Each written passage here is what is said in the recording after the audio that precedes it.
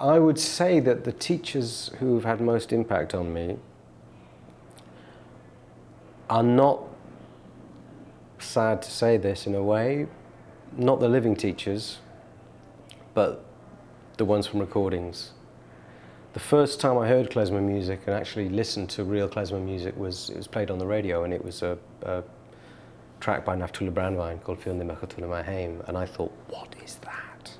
When was it? That must have been, let me have a think.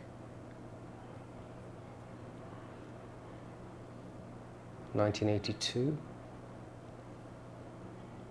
1983 maybe? And I heard this stuff and I thought, what is that? And I listened and the song got, and I tried to scribble, I couldn't. Oh, okay. I wrote it down and I went looking for it and eventually found out that it was this great Polish clarinetist, Jewish clarinetist, and everything changed. Because I've been looking for my voice. I tried all kinds of different musics, and suddenly, woof, there was this.